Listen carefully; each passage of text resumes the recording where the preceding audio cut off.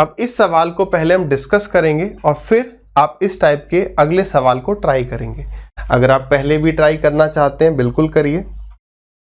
चलिए डिस्कस करते हैं। सवाल क्या कह रहा है? कह रहा है income tax paid increases by 19% due to which net income decreases by 1%, find initial rate of income tax. अब आराम से समझिएगा।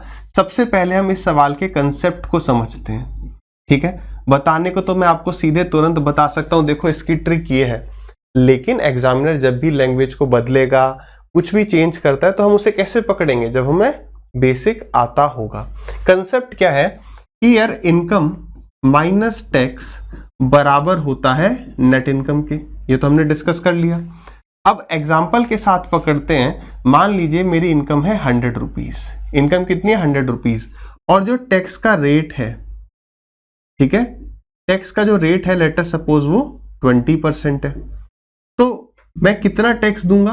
आप कहोगे सर 100 रुपए आपकी इनकम है, 20% टैक्स है, तो 20 रुपए टैक्स दे दोगे और नेट इनकम हो जाएगी 80 रुपए। बात सही है, कोई दिक्कत परेशानी नहीं है।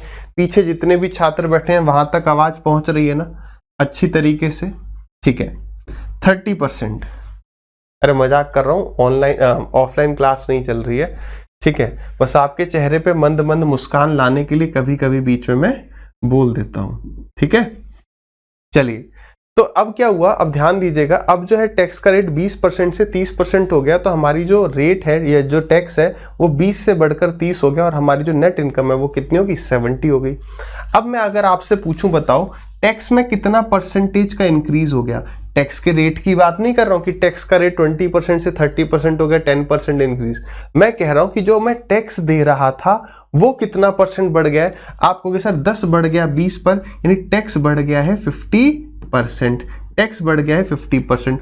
और जो मेरी नेट इनकम है वो कितने परसेंट से कम हुई है? तो भाई वो कम हुई है 10 से कितने पर? 80 पर। तो 10/80 का मतलब 1/8 इंटू में 100, यानी कि 12.5% से हमारी जो नेट इनकम है वो कम हो गई, डिक्रीज हो गई। तो यार ये बात तो बिल्कुल सही है ना, इनकम बराबर नेट इनकम प्लस टैक्स। तो यानी ये वाली जो वैल्यू है ये हमेशा कांस्टेंट रहेगी। ये 100 के बराबर, 200 के बराबर, जो भी उस आदमी की इनकम होगी उसके बराबर रहेगा। तो अगर मैं एक चीज को कुछ बढ़ाऊंगा तो दूसरी चीज उतने से ही कम हो रही होगी, है ना। अगर मैं कहूं कि मेरा टैक्स 40 रुपए बढ़ गया तो इनकम 40 रुपए कम हो जाएगी, नेट इनकम। क्लियर है?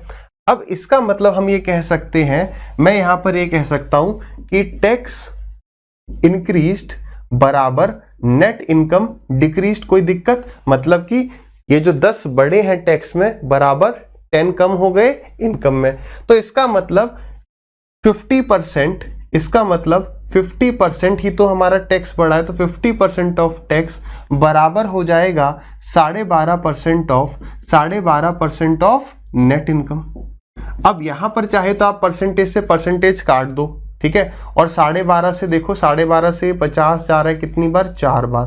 तो मैं ये कह सकता हूं ना कि 4 टाइम्स ऑफ टैक्स बराबर 1 टाइम ऑफ नेट इनकम। यानी कि मेरी नेट इनकम अगर 4 है तो मेरा टैक्स 1 है। तो बताओ मैं कितने परसेंट टैक्स दे रहा हूं? तो अगर आपने कहा 1/4 तो आप गलत कर रहे हो।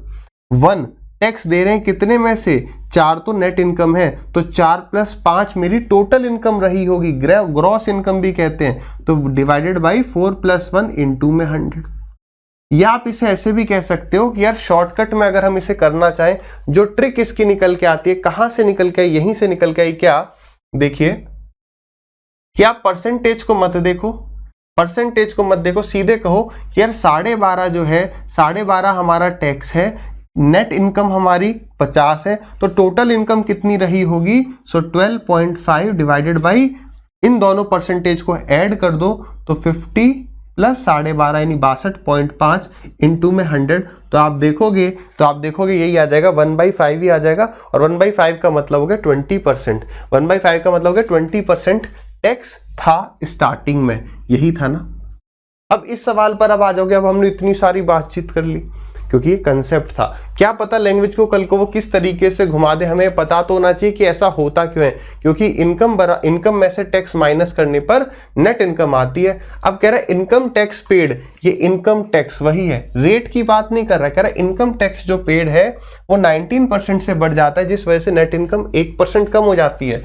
तो यानी 19% ऑफ टैक्स आई हो गया, चलो tax is equal to 1% of net income. तो यानी कि हमारी नेट इनकम 19 है तो टैक्स हमारा 1 है, तो 1/19 + 1 ये होगी हमारी टोटल इनकम इनटू में 100।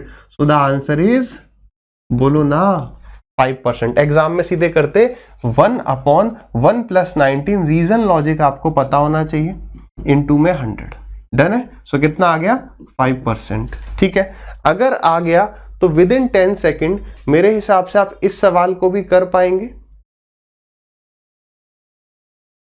कितना आ गया, इनकम टैक्स 27% बढ़ गया है, नेट इनकम 3% कम हो गई है, तो 3/27 + 3 यानी कि 30 इनटू में 100। आंसर कितना आ गया 10%। इतना ही आसान है, बिल्कुल इतना ही आसान है। Next question. अच्छा, अब हमारा टाइप ही बदल गया, अब आगे हम कमीशन पर। देखिए मैं आपको कहता हूं आप धीरे धीरे समझेंगे, हो सकता है जो स्टूडेंट पहले कहीं पढ़ चुका होगा वो सीधे अभी ही समझ जाए कि ट्रिक्स और कुछ नहीं, एग्जाम में मिलने वाला धोखा है। जीवन में कई प्रकार के धोखे मिलेंगे, उसमें से एक है ट्रिक्स का धोखा। ठीक है, ट्रिक्स जो है कब अच्छी लगती हैं, जब मैंने आपको ये सवाल कराया, इसकी ट्रिक बता दी और यही सवाल मैंने 5 आपको करा दिए, तब तक ही ट्रिक अच्छी लगेगी। परसों जब आप ये सवाल लगाओगे तो आप कंफ्यूज हो जाओगे, भूल जाओगे।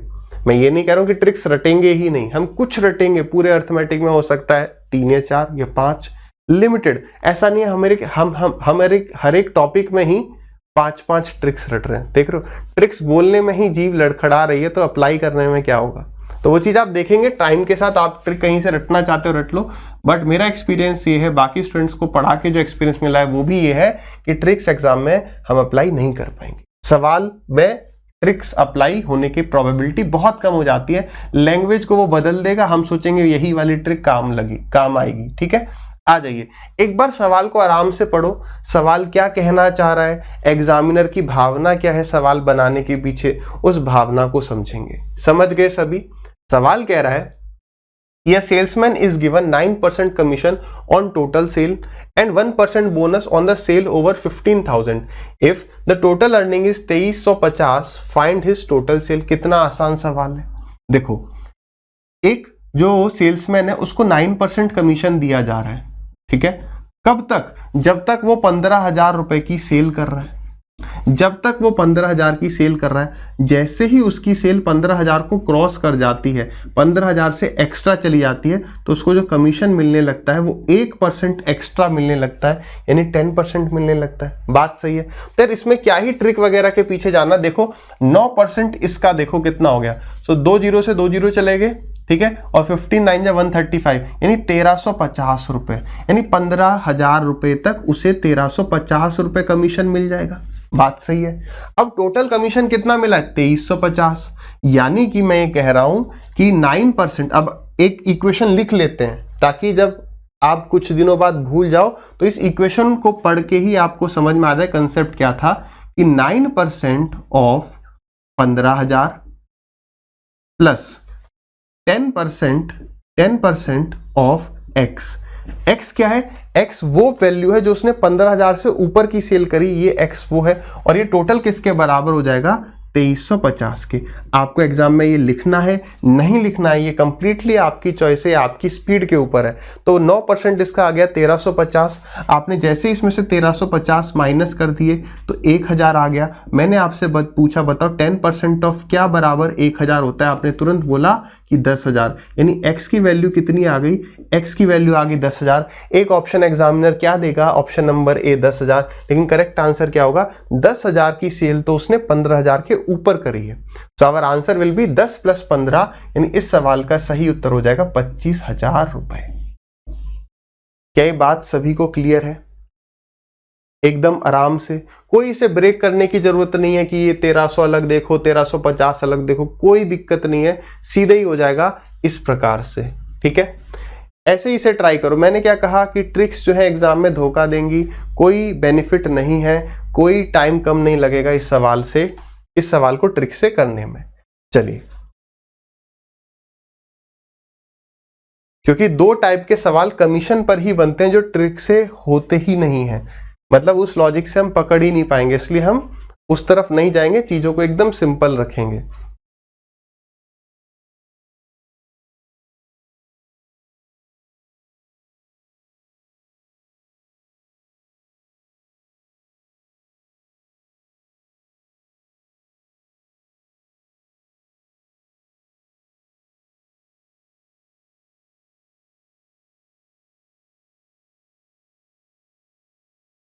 करें डिस्कस, जिसका आ गया वेल एंड गुड एंड नहीं आया तो क्या करेंगे, ट्राई करते रहेंगे। सवाल कह रहे हैं एक सेल्समैन को 14% का कमीशन मिलता है टोटल सेल पर और 6% का बोनस मिलता है अगर वो 25,000 के ऊपर का माल बेचता है। ठीक है, टोटल अर्निंग कितनी है 12500। तो मैं ये कह सकता हूं 12500 बराबर है किसका, 14% इसका, तो 14% किसका, 25,000 का, और उसके बाद 6% का बोनस मिल रहा है, यानी अब उसे 20% मिल रहा होगा किसका, जो भी वो इसके ऊपर बेच रहा होगा। तो एक्स की वैल्यू निकाल देंगे, 25,000 ऐड कर देंगे। ठीक है, 2 जीरो से ये 2 जीरो चले गए और 14 से मल्टीप्लाई करोगे, 14 पंजे 70, 14 दूनी 28 और 7 35, 3500 जैसे आपने इसमें से माइनस किया कितना आ गया 000 और ये 9, तो 9000 बराबर है 20% के। 20% का मतलब 1/5 ऑफ x। तो मेरे भाई x की वैल्यू कितनी आ गई 45,000। क्या ये सही आंसर है? नहीं भाई, ये सही नहीं है, इसमें जोड़ना पड़ेगा। तो हम कह देते हैं टीएस बोले तो टोटल सेल। तो टोटल सेल बराबर हो गया 45,000 प्लस 25,000, ये हो गया कितना 50 और 20 70,000, यानी कि टोटल सेल उसकी कितने की थी 70,000 रुपए की। कोई शक नहीं होना चाहिए। चलिए, अब ये सवाल जिसने कर लिया ना, दिमाग लगा के करिएगा, कोई हड़बड़ी नहीं करनी है, इसे कहते हैं लैंग्वेज वाले सवाल। अब हम वो 2 सवाल अगर कर लेते तो आप ये सवाल कर पाते या नहीं, बताइए।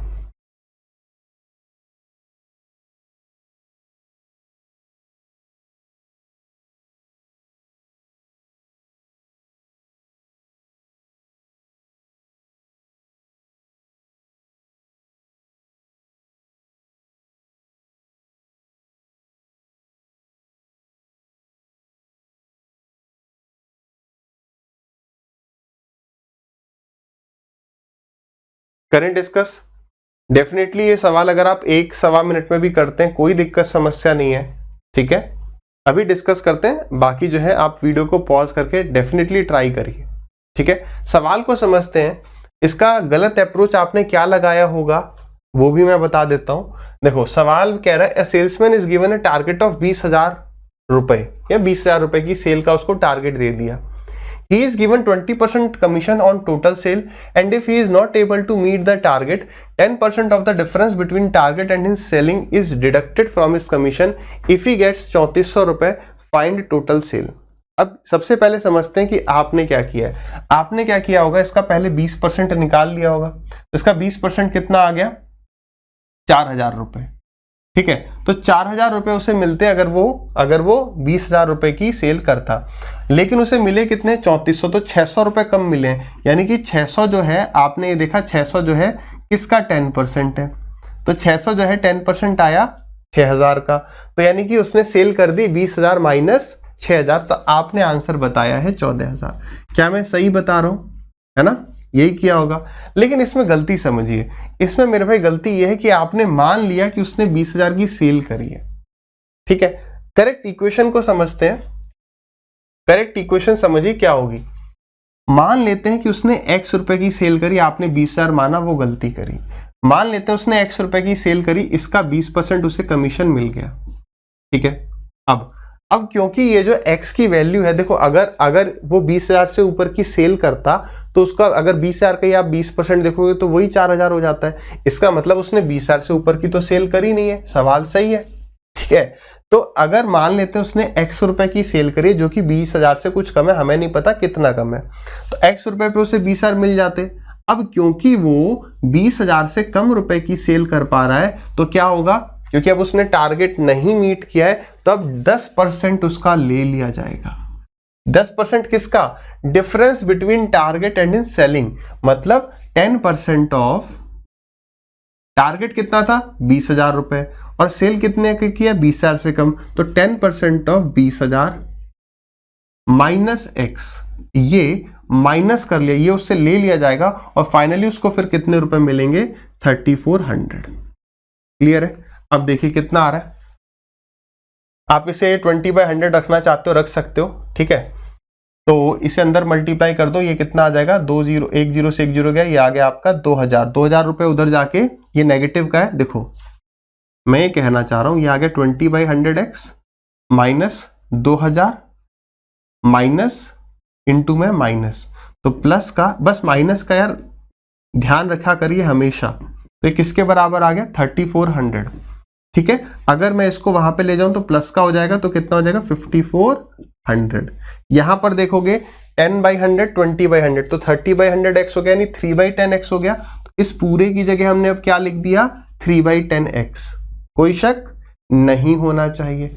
3 से काट दो, इसे कितनी बार जा रहा है 3 से गया ये 18 बार, ठीक है। सो 1800 और एक जीरो वहां पर पहुंच जाएगा, यानी हमें ये पता चल गया कि उसने 18,000 रुपए की सेल करी। अब आप कहेंगे सर दिल है कि मानता नहीं, हमें नहीं लग रहा 18,000 आंसर होगा, क्योंकि 14,000 आ रहा था। देखो 18,000 का 20% कितना होता है 3600 हो जाता है, तो 3600 रुपए तो उसे मिल गए। अब उसने कितने कम की सेल करी टारगेट से 2000 रुपए कम की सेल करी है, तो उसका 10%, 2000 का 10% 200 हो गया, तो 200 रुपए उससे ले लिए गए होंगे। आ गया 3400, बात सही है। अब कोई कहेगा सर हम इसमें ऑप्शन से जाएंगे, देखो जब ऑप्शन से जाने के रूल्स हम बनाएंगे आगे जब और सवाल मिलेंगे। चलो मैं अभी आपको बता भी देता हूं, ऑप्शन से जाने के हमें रूल रखने चाहिए। अगर रूल नहीं होगा, हम कहें यार हर सवाल, देखो करने के लिए मैं हर सवाल आपको ऑप्शन से करके दिखा सकता हूं, हर सवाल का मतलब है 90%, लेकिन उनमें टाइम ज्यादा लगेगा जो रेगुलर अप्रोच है उसके मुकाबले। हमें स्टैंडर्ड रूल रखने चाहिए। सबसे पहला तो जब क्वाड्रेटिक इक्वेशन बन रही है तब हम कोशिश करेंगे कि मैं ऑप्शन से जा पाऊं। कभी कभी ऐसे सवाल में मिलेंगे क्वाड्रेटिक बन रही है फिर भी ऑप्शन से नहीं जा सकते, तो सॉल्व करना पड़ेगा। दूसरा ऑप्शन से जाने का, जब मुझे कैलकुलेशन बहुत ही ज्यादा दिख रही है, जब कैलकुलेशन मुझे बहुत ज्यादा दिख रही है तब मैं ऑप्शन से जाऊंगा। कैसे? यूनिट डिजिट देख के और फैक्टर देख के। इसे आवश्यकता पड़ने पर हम डिस्कस कर रहे होंगे और बीच में थोड़ा डिस्कस किया भी है। और लास्ट पॉइंट आता है कुछ ना समझ में आए मैं क्या करूं। ठीक है, कुछ समझ में नहीं आ रहा तो यार ऑप्शन से अगर जा सकते कि अगर ये होता तो ये होता तो ये हमारे स्टैंडर्ड रूल है। इसके अलावा हम ये नहीं हर सवाल को ऑप्शन से करने के पीछे भाग रहे हैं। क्लियर? इसको नोट करके लिख लीजिएगा। एक रूल हमारे पास होना चाहिए कि यार इस केस में हमें ऑप्शन पर जाना चाहिए। अब देखिए यार ये जो सवाल है ये सवाल सीडीएस में पूछा गया और 2004 या 2 के जब एसएससी के एग्जाम्स होते थे उस टाइम पर एक बार ये सवाल पूछा गया। बहुत टाइम से ये सवाल पेंडिंग है। ठीक है, कभी भी एसएससी उठा के इस सवाल को डाल देगी। इस सवाल को पढ़िए, वीडियो को पॉज करके पढ़िए, आराम से पढ़िए, 2 बार 4 बार जितनी बार पढ़ना चाहते हैं पढ़ें और समझने की कोशिश करें कि इस सवाल में हो क्या रहा है। कोई ट्रिक की आवश्यकता नहीं है, प्योर लॉजिक लगाना पड़ेगा। ठीक है, तो एक सवाल तो ये था जिसमें कोई ट्रिक वगैरह नहीं मिलेगी आपको कहीं पर भी, और ये तो इसलिए ट्रिक्स नहीं, और लगेगा हमें ट्रिक लग रही है क्यों? क्योंकि कमीशन वाले सवालों में हमने ट्रिक लगाई है, इसलिए कंसेप्ट की आवश्यकता पड़ेगी। सवाल क्या कह रहा है? एक कंपनी जो है वो 9% कमीशन देती है total sale made by salesman and a bonus of 1% on the sales over 10,000। वैसा ही सवाल है जैसे अभी तक हम देख रहे थे पीछे। इफ द सेल्समैन डिपॉजिट्स, अब यहां पर एक नया वर्ड आ गया डिपॉजिटेड। सेल्समैन ने डिपॉजिट किए हैं कितने 45,100 रुपए in the company after deducting his earning from the total sales made by him, find the total sales. अब ये मान के चलो कि कंपनी को अपने सेल्समैन पे बहुत भरोसा है। ठीक है, वैसे क्या होता है सेल्स आई हमने कंपनी को दी और कंपनी उसमें से फिर हमें हमारा कमीशन देती है। लेकिन यहां इस कंपनी में क्या है कि मान लो उस आदमी ने 10,000 रुपए का सामान बेचा, उस 10,000 रुपए में जो भी उसका कमीशन बनता है उसने अपना काट लिया सही से और वो आगे कंपनी को दे दिया। इंपॉर्टेंट वर्ड है सही से काट लिया। ठीक है, तो अब इस सवाल को कैसे करेंगे? अब दिया क्या है डिपॉजिट, तो बस हम यहां पर deposit plus deposit is equal to deposit कर देंगे। अब कैसे करेंगे उसको समझिए। कंपनी कितना कमीशन दे रही है? 9% का। कहां तक? 10,000 रुपए तक। तो अगर कंपनी 9% इसको कमीशन दे रही है तो 9%, 100 में से 9% तो उसका हो गया, तो 91% कमीशन, सॉरी 91% किसका हो गया? कंपनी का हो गया। 9% उसका हो गया, 91% कंपनी का हो गया, तो डिपॉजिट कितना करेगा? 91%। तो सीधे सीधे 91% ऑफ दिस, तो आप यहां पर निकाल सकते हो, तो यहीं पे लिख लो सीधे 9100 आ गया। 91% of this is equal to 9100 plus आगे उसको 1% का बोनस मिलता है। 9% कमीशन था तो 10% हो गया, 10% उसका कमीशन हो गया, तो उसने 90% डिपॉजिट किया होगा, और 90% का मतलब हो गया 9/10। 10,000 के ऊपर की सेल हमें नहीं पता कितनी है। टोटल कितने मिल रहे हैं, सॉरी टोटल कितने डिपॉजिट कर रहा है? 45,100 रुपए। अब तो हो गया ना आबरा का डाबरा है, बताओ। 9100 वहां पर जाके माइनस कर जाएगा, कितना आ जाएगा? 36,000। ठीक, तो 9 4 जा 36, 4000 के पीछे एक जीरो। एक्स की वैल्यू यहां से आ रही है 40,000। एक्स की वैल्यू कितनी आ रही है? 40,000। अच्छा, एक और सवाल मेरा आपसे ये है, ठीक है, कि के हम लिख देते हैं ना, जैसे हम कहीं भी देखते हैं 3K 4K है ना, 1000 की जगह हम के लिखते हैं। क्यों लिखते हैं? पॉज करो, सोचो, सर्च नहीं करना है। तो के लिखने का कारण होता है, देखो 1000 होता है, 1000 के लिए तो टी लिखना चाहिए, बट के जो है, ये जो किलो होता है ना, किलो, तो ये वहां से के किलो का है, किलो का मतलब 1000। ठीक है, चलिए, तो हम कहाँ थे? हाँ, इस सवाल पर आते हैं। तो क्या 40,000 आंसर हो गया? नहीं, 40,000 तो उसने 10,000 से ऊपर की सेल करी है, तो 40,000 प्लस 10,000 यानी कि टोटल सेल जो हो गई that is equal to 50 kilo है। अरे हाँ, बिल्कुल 50 किलो है, बस 50 किलो रुपीज हो गए। ठीक है, चलिए आगे बढ़ते हैं। इस सवाल को अब आप ट्राई करेंगे आराम से 45 to 50 सेकेंड्स। आंसर निकालिए कितना आ रहा है।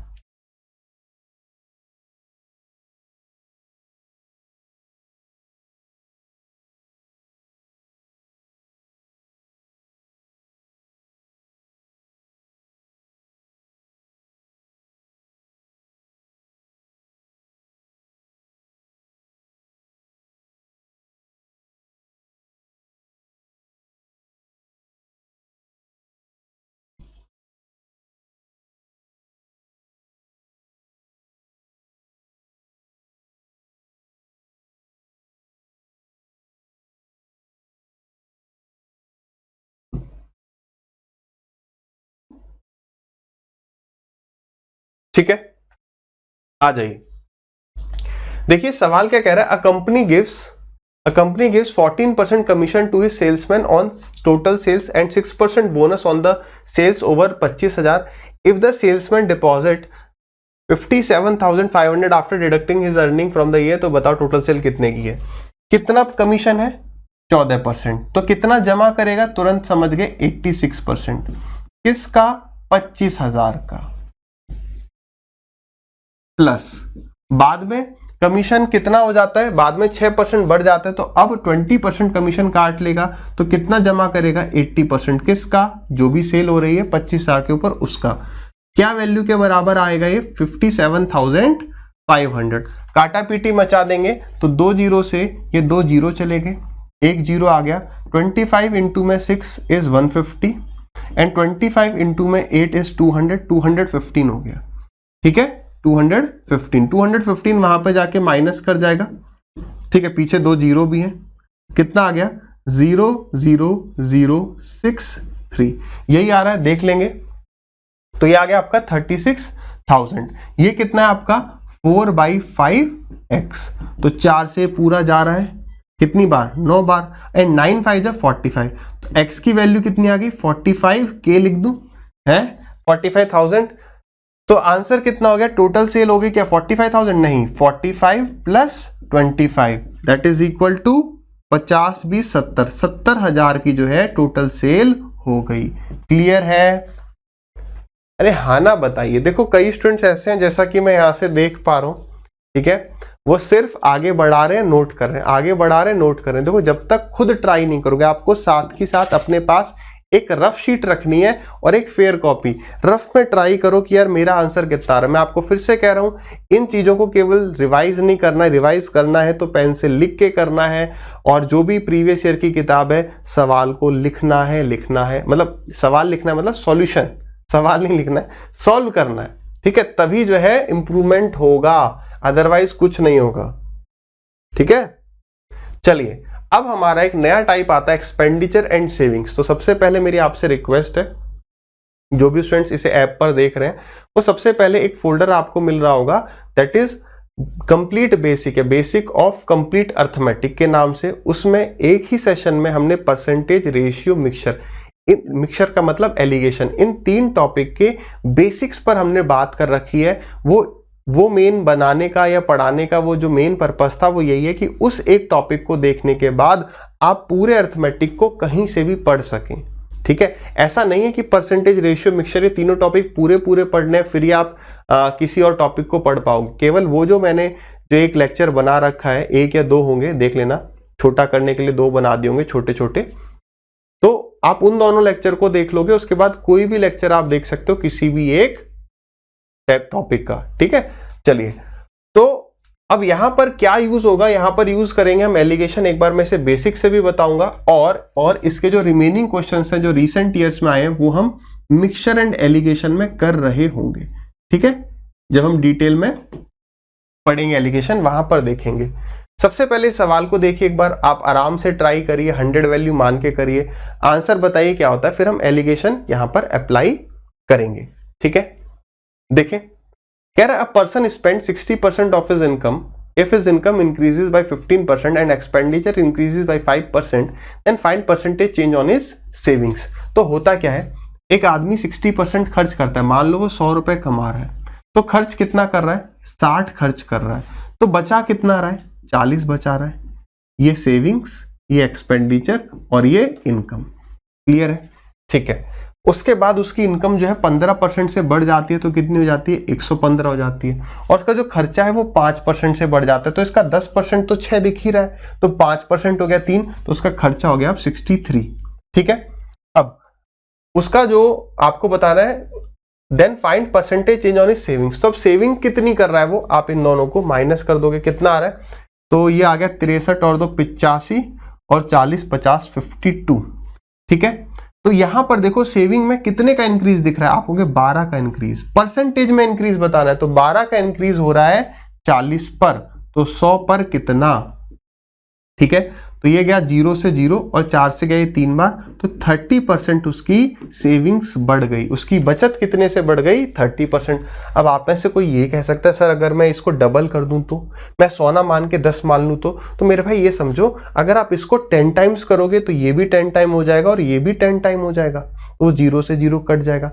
परसेंटेज में इट इज इंपॉर्टेंट कि रेशियो देखना is important, exact value important नहीं होती है, रेशियो इंपॉर्टेंट होता है, रेशियो इंपॉर्टेंट होता है, क्लियर है।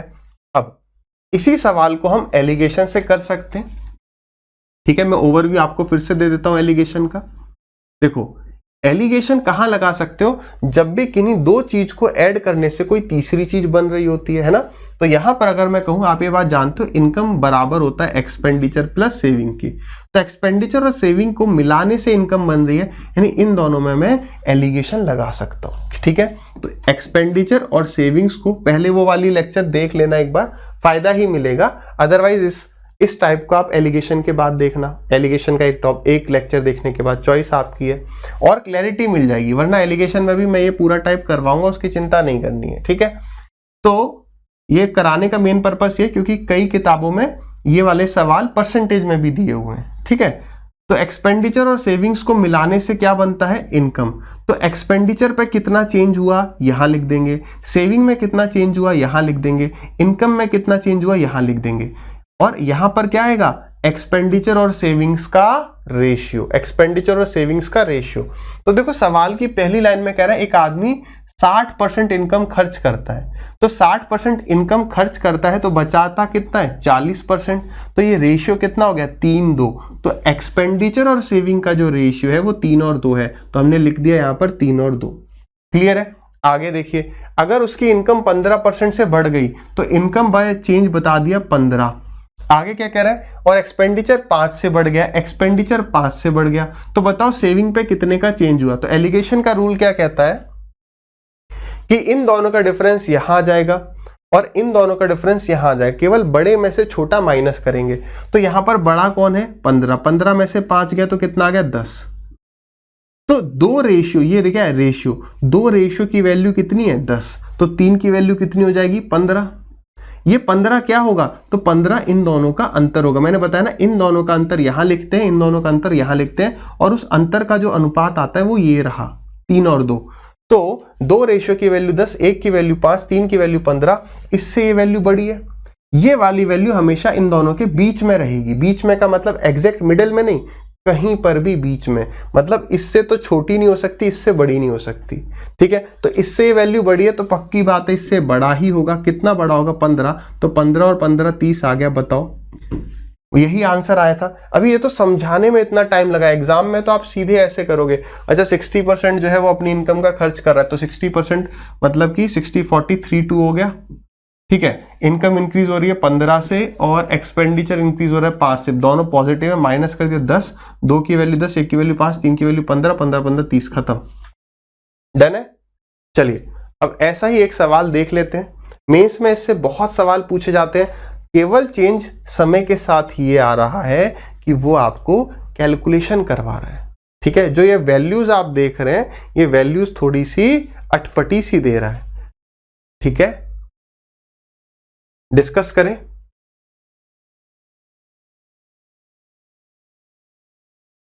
देखिए सवाल कह रहा है a person spend 70% of his income.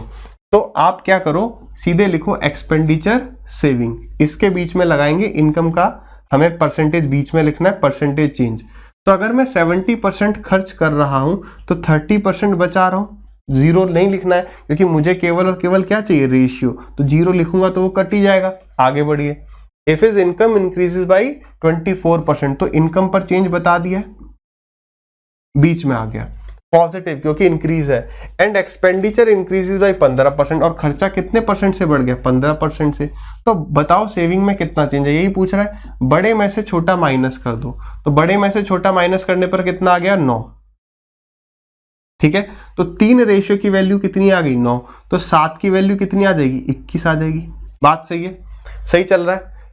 तो इससे ये वैल्यू जो है बड़ी है, तो इससे ये वैल्यू बड़ी होगी। तो 24 और 21 कितना आ गया, 35, तो 35% इज द करेक्ट आंसर। तो सेविंग्स कितनी बढ़ गई, 35%। क्लियर है, सॉरी 35 नहीं, 21 25 45, ठीक है 45%।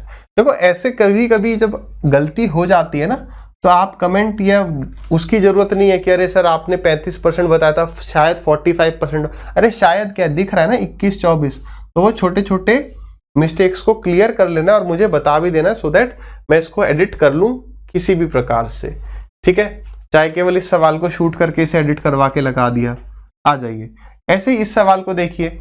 इसी टाइप के सवाल की लैंग्वेज कभी कभी इस प्रकार से भी पूछी जा सकती है। उस वक्त क्या करेंगे,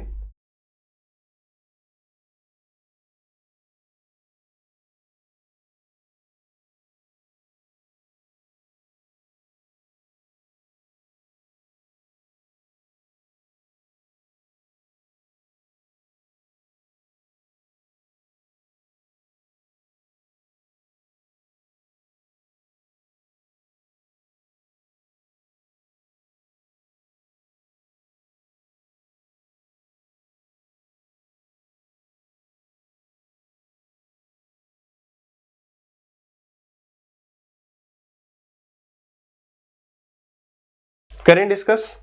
देखो इस सवाल को मैंने क्या कहा, इसलिए मैं कहता हूं कोई ट्रिक की आवश्यकता नहीं, आपका जैसे मन करे वैसे कर सकते हो। आप में से कोई ऐसे करना चाहते हैं, नहीं क्लिक किया कि यार यहाँ एलिगेशन लगेगा। वैसे याद रखिए इनकम बराबर एक्सपेंडिचर प्लस सेविंग, तो 2 चीज को जोड़ने से तीसरी चीज बन रही है, एलिगेशन लगेगा ही लगेगा। Mohan spend 4 times of what he saves, तो इनकम एक्सपेंडिचर सेविंग्स, तो जो सेव करता है उसके 4 गुना जो है वो खर्च करता है, तो बचा तो इनकम कितनी होगी 5। तो आप अपने मन से इन वैल्यूज को 500 400 और 100 मान लेंगे। क्यों, क्योंकि इसका मुझे परसेंटेज निकालना है। तो परसेंटेज निकालना है तो या तो मैं वैल्यू 100 मानता हूं क्योंकि 100 का परसेंटेज x% रहता है, या फिर 100 का मल्टीपल क्योंकि उसका परसेंटेज निकालना आसान रहता है। ठीक है, उसके बाद आप इंक्रीज कर लो। If is income increase by 20%, income 20% से इंक्रीज कर गई 10%, 20%। ठीक है, और एक्सपेंडिचर जो है वो भी इंक्रीज कर गया 30%, 10% 40, 30% 120, तो 520 हो गया। ठीक है, तो उसकी सेविंग कितनी हो गई? तो उसकी सेविंग्स हो गई 80 रुपए। तो अब ये कम हो गई। अब ये सवाल को समझो, अब यहाँ पे परसेंटेज आसान था इसलिए आसानी से हो गया। यहाँ पर देखो सेविंग 100 से 80 होगी तो 20 का कमी, कितने पर? 100 पर, तो परसेंटेज में 20%। या फिर आप एलिगेशन से करते, उसने कहा है कि वो 4 गुना खर्च करता है किसका? सेव करने का, तो उसने सीधे बता दिया है कि एक्सपेंडिचर सेविंग का जो रेशियो है वो 4:1 है। आगे इनकम कह रहा है 20 से बढ़ गई है और एक्सपेंडिचर जो है वो 30 से बढ़ गया है। क्लियर है? तो बड़े में से छोटे को माइनस करोगे तो कितना आ गया? 10। तो एक रेशियो की वैल्यू कितनी है? 10। तो 4 की वैल्यू कितनी है? 40। इससे ये वैल्यू क्या है? छोटी। तो इससे ये वैल्यू क्या होगी? छोटी। कितनी छोटी? 40। तो 20 माइनस 40, क्या माइनस 20 नहीं आएगा? बिल्कुल आएगा। और यहाँ पे भी 20% का डिक्रीज आया था। डिक्रीज यहाँ पर माइनस के साइन से शो हो रहा है। I hope this point is clear to every बच्चा लोग। क्लियर है? चलिए अगला सवाल आधी मिनट में बताएंगे।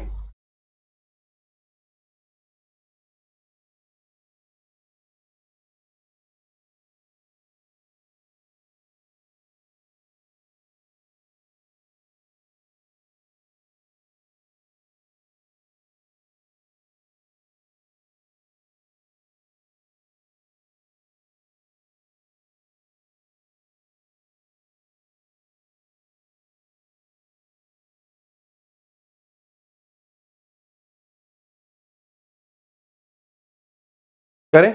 देखो क्वेश्चन क्या कह रहा था? Expenditure and savings of Shoaib are in the ratio. Expenditure saving का रेशियो क्या है? 3 और 1 है।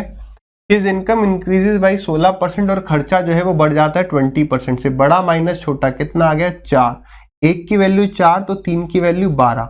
इससे वैल्यू बड़ी है तो इससे वैल्यू इससे वैल्यू छोटी है तो इससे वैल्यू और छोटी होगी। कितनी छोटी? 12। तो 16 में से 12 गया तो 4 आ रहा है। क्या आपका भी आंसर 4% आ रहा है? बताइए। अगर आ रहा है तो बढ़ते हैं हम अगले सवाल पे, नहीं तो करेक्ट करेंगे कहाँ गलती हो रही है। चलिए, तो अब हमारे पास आता है परसेंटेज का लास्ट टाइप। इसके बाद आप कोई भी सवाल अपनी किताब में से लगा सकते हैं। ठीक है, ये सवाल का टाइप का नाम है एरर परसेंटेज। Error percentage. अभी इस सवाल पर बढ़ने से पहले एक बातचीत करते हैं। क्या बातचीत करते हैं? मान लो किसी सवाल का सही उत्तर 77 है ना? जो भी आपका आंसर आएगा आपको बताना है। ऐसा मान के चलिए कि मेरे तक आपकी आवाज पहुंच रही है। ठीक है, मान लो कि 77 किसी सवाल का सही उत्तर है। एक बच्चा इसका आंसर बताता है 70 और दूसरा बच्चा इसका आंसर बताता है 84। ध्यान से सोचिएगा, किस बच्चे ने कम गलती करी है? किस बच्चे का जो परसेंटेज एरर है वो आपके हिसाब से कम होगा? ठीक है, आ जाइए डिस्कस करते हैं। देखो, हो सकता है किसी ने बोला हो कि इसका कम है क्योंकि ये वैल्यू छोटी है, इसका ज्यादा है, जो भी XYZ आपने बात बोली। देखिए, दोनों में जो परसेंटेज एरर है वो एग्जैक्टली सेम है। जो परसेंटेज एरर है वो एग्जैक्टली सेम है। क्यों? गलती तो गलती है, चाहे आप गलती से ज्यादा बताओ चाहे कम बताओ। मेन हम देखते हैं कि गलती कितने की हो रही है। गलती कितने की हो रही है? जैसे यहाँ पे गलती 7 की हो रही है तो इन दोनों का परसेंटेज एरर बराबर है। कोई गलती 20 की कर रहा है, कोई गलती यहाँ पर भी 20 की कर रहा है ऐड करके, तो यहाँ पर भी दोनों जगह परसेंटेज एरर बराबर है, लेकिन इससे तो ज्यादा ही गलती होगी ना। कहने का मतलब आप इसे कुछ इस प्रकार से समझो कि ये आपका बस स्टॉप है। ठीक है, ये आपका बस स्टॉप है। तो एक बार बस वाले जो ड्राइवर है वो आपको आपके घर से 500 मीटर आगे उतार देते हैं। ठीक है, 500 मीटर आगे उतार देते हैं। आप बड़े नाराज होते हो, ठीक है, बहुत गुस्सा करते हो कि भाई मेरे को 500 मीटर आगे उतार दिया यार, मेरे को वापस उल्टा जाना पड़ेगा चल के, है आगे ले आए आप। तो अगले दिन क्या करता है वो आपको 500 मीटर पहले छोड़ देता है। तो क्या अब आज आप कम गुस्सा करने वाले हो? बताओ। मान लो कहता नहीं भैया अब आगे नहीं जा रही, अब तो हमें वापस जाना है, आप ही का लास्ट स्टॉप है, प्लीज यहीं उतर जाओ क्योंकि यहाँ पर यू टर्न है। हम वापस चले जाएंगे, आगे तो बहुत आगे से लौट के आना पड़ेगा। तो क्या आज आप कम गुस्सा करोगे, या गुस्सा कर नहीं सकते, कमजोर हो आप, तो क्या आप आज कम दुखी होगे कल के मुकाबले? नहीं, तो हम दोनों दिन बराबर ही दुखी होंगे, क्योंकि ये डिस्टेंस तो बराबर है ना, इस तरीके से समझे। ठीक है, अब आ जाते हैं हम सवाल पर। इस सवाल को करने के दो तरीके हैं, क्योंकि मैंने आपको एक बात पहले ही बताई कि कभी भी दो नंबर को कंपेयर करना है परसेंटेज में, तो उनका रेशियो कंपेयर करेंगे। तो आपके लिए वे1 भी बहुत आसानी बन जाएगा। देखते हैं कैसे। कह रहे एक student was asked to multiply a number by 5/4, instead he divided by 5/4, he find percentage error in answer. देखो इस टाइप के आंसर, इस टाइप के सवालों का आंसर देते टाइम ये बहुत इंपॉर्टेंट है कि हम करेक्ट आंसर जाने क्या है। देखो जो भी परसेंटेज एरर है उसमें करेक्ट आंसर को डिनोमिनेटर में रखना पड़ेगा कि सही उत्तर कितना था। गलती तो इतने की होगी, ठीक है, मान लो एक है 100, एक है 120, तो हमें गलती तो दिख रही है कि एक आंसर करेक्ट है कि इनकरेक्ट है। गलती तो 20 की है, लेकिन 20 की गलती किस पर करेक्ट आंसर कितना है वो पता करना है, वो नीचे जाएगा फिर इनटू में 100। तो आप चाहें तो लिख सकते हैं कि परसेंटेज एरर जो होता है दैट इज बराबर किसके, जो भी गलती हो रही है। अब मैं गलती ही लिख देता हूं, गलती एरर लिख लो। चलो एरर कितने का हो रहा है, divided by correct answer into में 100। इंपॉर्टेंट क्या है, करेक्ट आंसर, इतने परसेंटेज का एरर हो रहा है। ठीक है, करेक्ट है। अब आ जाओ गिवन क्वेश्चन पर। वो सवाल में कह रहा है कि एक बच्चे को कहा गया कि मल्टीप्लाई कर दो एक संख्या को 5/4 से। मैं मान लेता हूं वो संख्या 1 थी, तो वो संख्या अगर 1 थी, या 1 छोड़ो हम x मान लेते हैं, अगर वो संख्या x थी तो बच्चे ने 5/4/x कहना चाहिए था। बच्चे को क्या आंसर देना चाहिए था, 5/4x। लेकिन उस बच्चे ने गलती से क्या किया, तो आप यहां पर ये बात पकड़ लो कि यार ये करेक्ट आंसर है, लेकिन उस बच्चे ने गलती से डिवाइड कर दिया 5/4 से, यानी मल्टीप्लाई कर दिया 4/5 से। तो उसका आंसर क्या होगा, उसका आंसर होगा 4/5x। उसने बोला सर 4/5x आया, पक्की एक लॉक कर दो है। बाद में सर ने कहा कि भाई मल्टीप्लाई करना था, तूने डिवाइड कर दिया। ठीक है, अब ये करेक्ट आंसर है, ये रॉन्ग आंसर है, तो परसेंटेज एरर बताना है। तो क्या मैं इनको माइनस करूंगा, नहीं। ऐसे केस में हम ऑलरेडी डिस्कस करके आ चुके हैं, रेशियो ले लो, x से x कट गया। तो यहां से हमें ये समझ में आ रहा है कि आप नंबर कुछ भी मान सकते हो, क्योंकि जो भी मानोगे वो बाद में कटना ही है। क्लियर। अब 5×5 = 25 और 4×4 = 16। बात समझ में आई। इसका मतलब अगर करेक्ट आंसर 25 था तो रॉन्ग आंसर 16 है। कितने का एरर हो गया, तो आप कहेंगे सर एरर हो गया 5 और 4 9 का। 9 का एरर कितने पर, 25 पर, तो 100 पर कितना। याद रखना एग्जाम में एक ऑप्शन आपको ये भी मिलेगा 9/16 इनटू में 100, तो वो गलत होगा। परसेंटेज एरर हमेशा करेक्ट आंसर पर निकाला जाता है। तो 25 4 जा और 9 4 जा 36, तो 36% इस सवाल का सही उत्तर हो जाएगा। क्लियर है, बढ़े आगे। अच्छा इसका आपको बेस्ट अप्रोच भी बताना था। वे 2, दूसरा मेथड क्या है, दूसरा मेथड है कि आप नंबर को मान लो। आप नंबर को ऐसा नंबर मानो जो इस 4 से भी कट जाए और इस 5 से भी कट जाए। मतलब यहां पर डिनोमिनेटर वहां पर न्यूमरेटर, क्यों भाई, दोनों जगह डिनोमिनेटर ही लिया है। एक बार मल्टीप्लाई करना है 5/4 से और एक बार डिवाइड करना है 5/4 से, यानी मल्टीप्लाई करना है 4/5 से। इससे 4/5 से। अब यार अगर मैं, अब हमने ये तो समझ लिया कि हम नंबर कोई भी मान सकते हैं, तो मुझे नंबर ऐसा मानना चाहिए जो 4 और 5 दोनों से कट जाए। ऐसा होने से क्या होगा, ऐसा करने से फ्रैक्शन में नहीं आएगा, डेसिमल में नहीं आएगा। ठीक है, तो हम नंबर क्या मान लें, तो आप मान लो कि वो नंबर 4 और 5 का एलसीएम है, क्योंकि एलसीएम में तो दोनों से कट जाएगा। तो हमने नंबर मान लिया एलसीएम ऑफ 4 और 5। तो कितना आ गया, अब आपने संख्या मान ली 20। तो 20 क्यों मानते हैं, समझ में आ गया, क्योंकि कैलकुलेशन कम लगती है। लेकिन अगर हम पहले मेथड से भी जाते, हमारा तरीका वही है कि रेशियो ले लेंगे, हम नहीं माइनस कर रहे। तो अब यहां पर कितना आ गया, अब 20 इंटू में 5/4, तो 4 से गया 5 टाइम्स, आ गया 25। फिर से देखो वही आ रहा है ना, और 5 से गया 4 टाइम्स, तो 16। तो फिर से उसी तरीके से कर सकते हो। केवल इस टाइप के सवालों में नहीं, जब भी आप कहीं पर देखते हो, जब हम टाइम स्पीड एंड डिस्टेंस देखेंगे, वो कहता है एक आदमी ने अपनी दूरी का 2/7 इस स्पीड से ट्रेवल किया और 5/9 इस स्पीड से ट्रेवल किया, तो नीचे 7 है और 9 है, तो हम डिस्टेंस को ऐसा मान लेंगे जो 7 से भी कटे 9 से भी कटे 63 मान लो। ठीक है, तो ये वाला लॉजिक हम आगे भी अगले चैप्टर में, आगे वाले चैप्टर्स में या फिर सब टॉपिक्स में देखेंगे। ठीक है, आ जाइए सवाल ट्राई करिए अगला।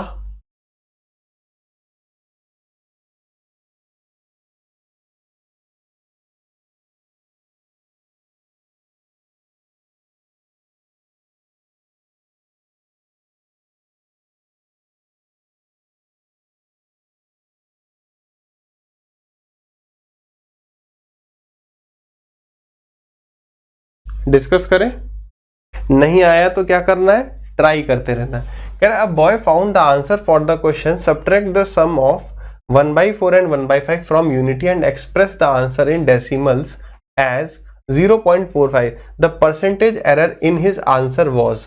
अब देखो, अगर मैं आपसे पूछूं करेक्ट आंसर कितना था, तो उस बच्चे को कहा था कि 1/4 और 1/5 के सम को माइनस कर दो एक में से और इसे डेसिमल में बताओ कितना है। तो ये कितना हो गया, 1 माइनस में नीचे आ गया ये 20 और ऊपर कितना आ गया 9।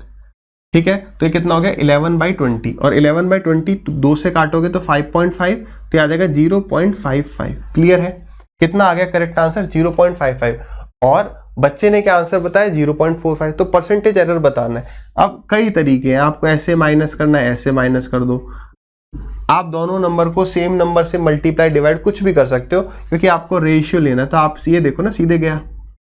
अब आप और 5 से काटना चाहते हो, वो आपकी चॉइस है, नहीं काटना है तो भी आपकी चॉइस है।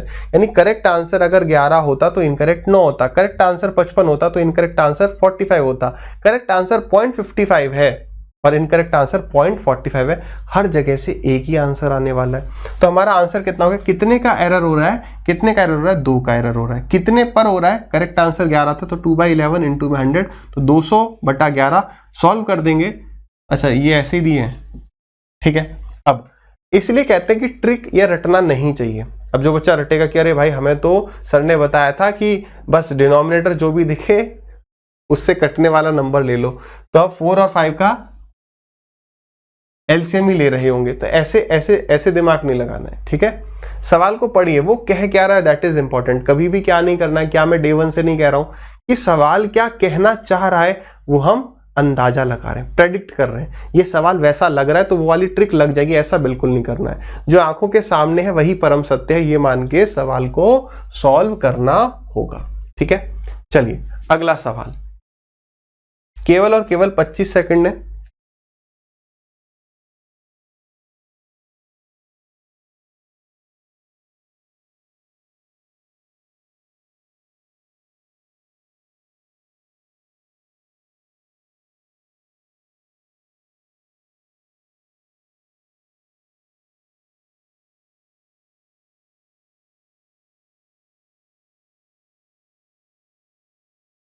करें डिस्कस।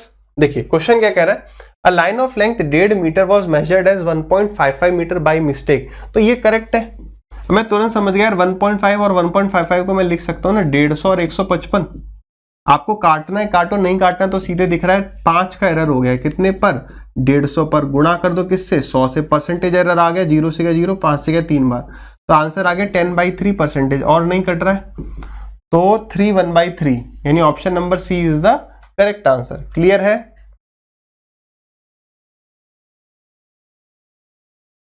अच्छा ये तो वही आ गया जो हमने फर्स्ट सवाल देखा था।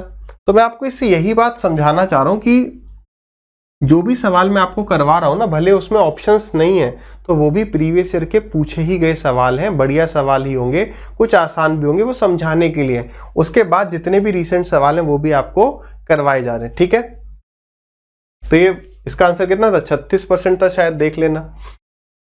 चलिए, तो इसी के साथ हमारा परसेंटेज का टॉपिक फाइनली एंड होता है। आई होप आपको ये सेशंस बढ़िया लगे हो।